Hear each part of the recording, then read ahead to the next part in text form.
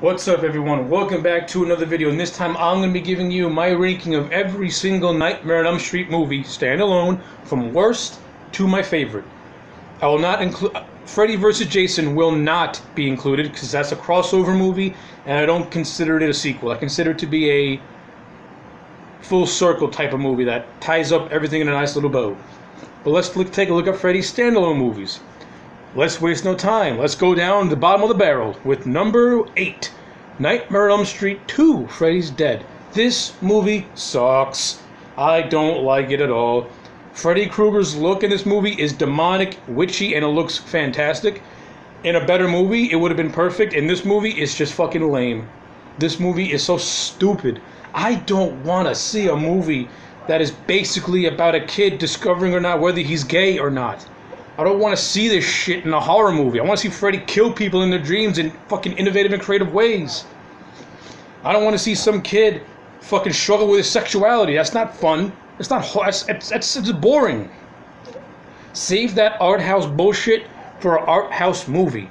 Don't put it in my horror movies. I don't care if it sounds homophobic. Get that shit out of my horror movies. I'm getting sick and tired of watching it. Number 7. Freddy's Dead, The Final Nightmare. This movie is hilarious and it has a Looney Tunes vibe. I say again, this movie is hilarious and it has a Looney Tunes vibe. Why is Freddy Krueger an overblown comedian? The world will never know. They blew Wes Craven's creation completely out of proportion by taking it into fucking bizarro world with this movie. That's all I got to say. Number 6. Nightmare on Elm Street 5, The Dream Child. This movie has a very interesting gothic aesthetic to it. I think Stephen Hopkins did a good job at creating a very gothic atmosphere. But the story of this movie is just fucking ridiculous. I don't want to see a freaking a Freddy movie that's talking about teen pregnancy, teen abortions, and all that fucking garbage. I want to see Freddy kill people in innovative and creative ways. I don't want to see a movie that talks about teen pregnancy. It's filler. That shit is filler, and it's hard to sit through because I am not interested in it. It's like, I don't want to know about this crap. I don't fucking care. Now Freddy has it's stupid. I'm sorry. Part 5 is stupid. Number 5. And this one might be might be a shock. Nightmare on Elm Street, the remake. I put the remake above 2, Freddy's Dead, and 5 because number 1, it does not talk about who's gay. It's not fucking overly comedic, and it doesn't talk about abortions. Does that make the movie good? Absolutely not. Do I like it better than those 3? Yes, I do. And why do I like it better than those 3? Because at least it tries to make Freddy serious again, even though it fails. Jackie Earle Haley does a good job playing Freddy Krueger, though the dialogue he's given is weak. At least he tries to make the best of a shitty situation. That's all I got to say on the remake. Number 4. This one will get a lot of hatred. I put the original Nightmare on Elm Street in the number 4 spot. I like the original Nightmare on Elm Street. I don't love it. I like it.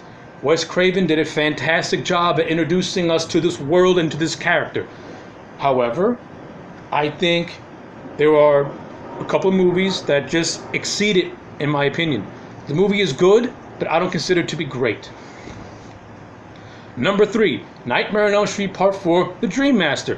This movie is great. I love The Dream Master. This movie blends Freddy's serious side and his comedic side. It doesn't go over the top with it. He's still a threat, but you also see that charisma get played out. Also, Rennie Harlan to me has always been a very underrated director, and I thought he brought a good, energetic flow to the Nightmare franchise with this movie. Love Part 4.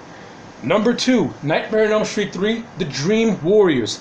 Take the look of Freddy Krueger from Part 2 and apply it to Dream Warriors and just erase Part 2 from existence and have Dream Warriors be the official Part 2, and this movie would have been fucking awesome. It's already awesome, but it would be even more awesome if it was a true follow-up to the Nightmare on Elm Street franchise. This movie's got it all. It's got innovative dream sequences. It's got fucking hard rock, heavy metal. It's got cool, interesting characters. The whole setup of it taking place in a mental institution is just phenomenal. Yeah, I can't say enough good things about the Dream Warriors. This movie kicks ass. Number one, my all-time favorite Freddy movie is New Nightmare. I fucking love New Nightmare. I love the whole idea of this movie being a love letter to the people who worked on the first Nightmare on Elm Street movies and who had worked on the previous movies leading up to this one. I like how it's a love letter to them and a love letter to those fans. I like the whole I like this whole aesthetic of how the Nightmare franchise affected everyone in the real world, and I like how they made real Freddy into a real world presence and threat. I like the cerebral nature of this movie. This movie just has a lot of good shit to it.